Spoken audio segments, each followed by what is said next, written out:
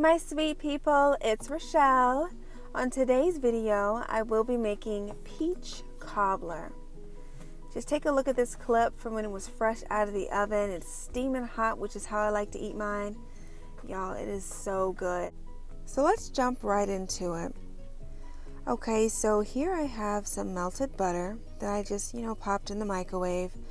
I'm gonna pour it in my 9 by 13 baking dish. If you would like to make a smaller amount of this peach cobbler, I would just cut all the ingredients in half. It works just fine like that too.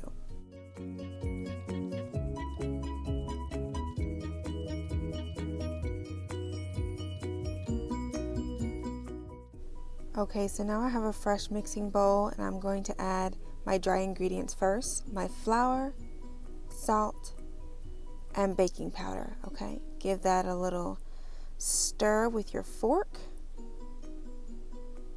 And then we're going to add our 2 eggs and our milk.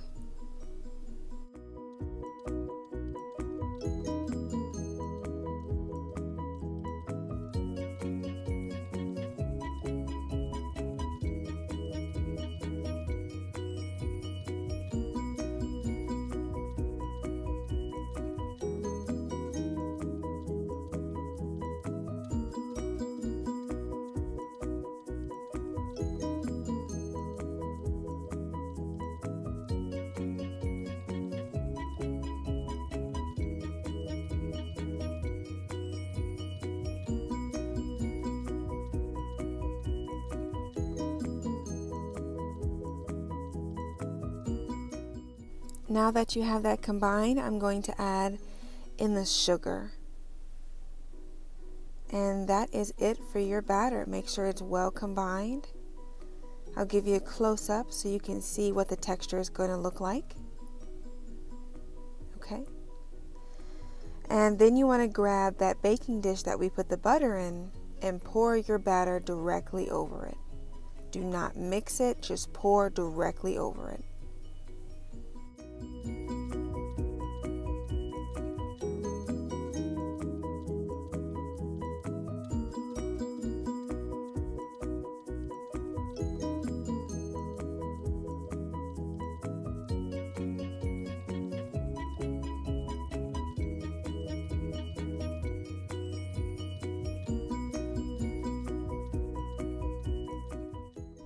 Okay, I'm going to go ahead and set that to the side, not in the oven yet.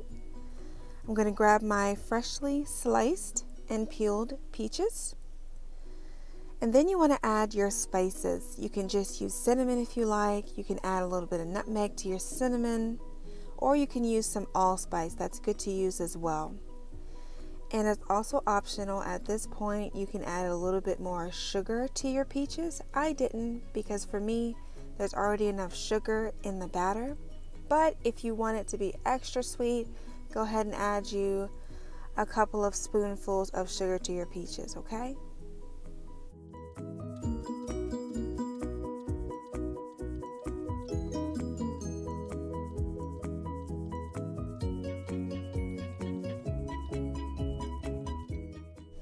It is now time to add your peaches on top of your butter and batter. It is very important, again, to not mix. And the reason why you don't want to mix is because you don't want your peaches to sink to the bottom once it starts to bake. Okay, and it looks like there's a lot of peaches that I'm putting on just one layer right now.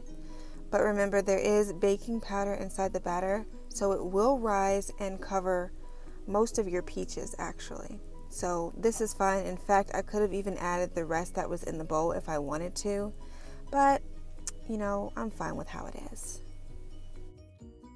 Okay, final step. Go ahead and sprinkle on your dark brown sugar.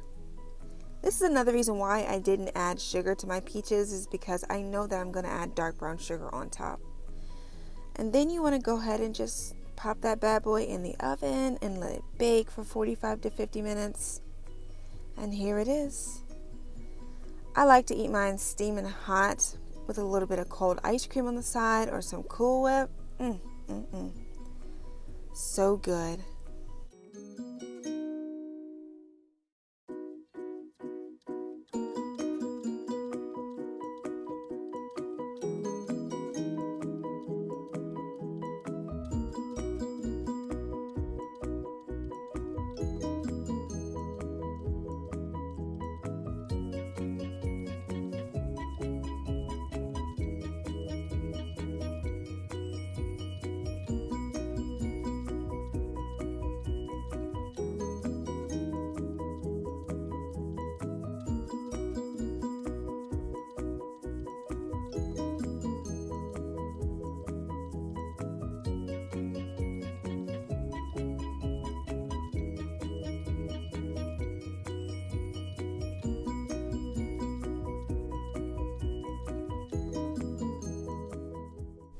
Alright y'all, thank you so much for watching my video.